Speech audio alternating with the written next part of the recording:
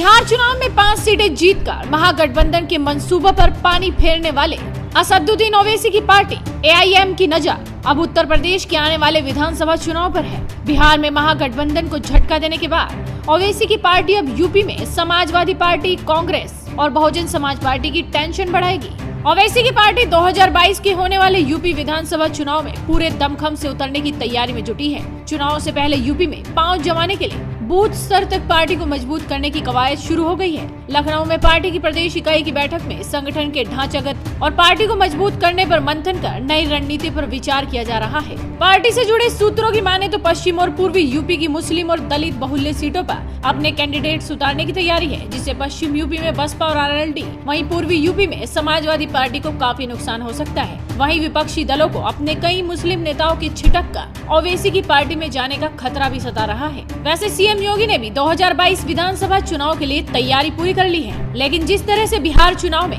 ओवैसी ने महागठबंधन के मंसूबों पर पानी फेरा था, वहीं चिराग पासवान की पार्टी को पीछे धकेल दिया। ऐसे में लगता है कि यूपी चुनाव में भी कुछ ऐसा ही नजारा देखने को मिलेगा। CM योगी को टक्कर तो नहीं, लेकिन कुछ वोटों का नुकसान जरूर होगा।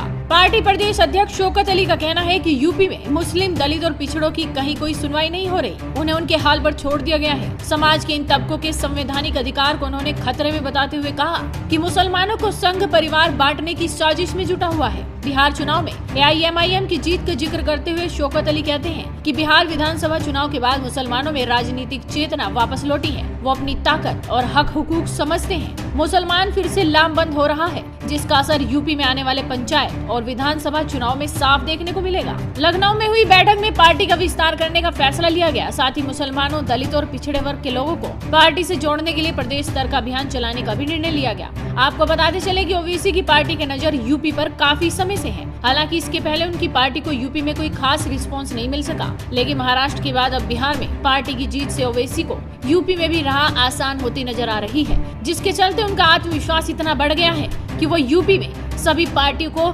चुनौती देने पर उतारू है। यूपी के विधानसभा चुनाव पर नजर गड़ाए AIM ने गठबंधन को लेकर अपने दरवाजे भी खुले रख दिए हैं। बिहार में भी ओवैसी की पार्टी छोटे दलों के साथ अलायंस में थी। यूपी की बहुजन समाज पार्टी भी उनके अलायंस का हिस्सा थी। उसी तर्ज पर पार्टी यूपी में भी संभावना देख रही है, यानी कि इस बार 2022 यूपी विधानसभा चुनाव कड़ी टक्कर वाला होगा। ओवैसी अपने पैर जमाने की कोशिश तो कर रहे हैं, देखना होगा कि उनकी ये कोशिश कितनी सफल होती है और 2022 विधानसभा चुनाव के लिए वो और क्या तैयारी करते हैं। इस वीडियो को शेयर कीजिए, साथ ही आपके अपने चैनल हेडलाइंस इंडिया को सब्सक्राइब कीजिए।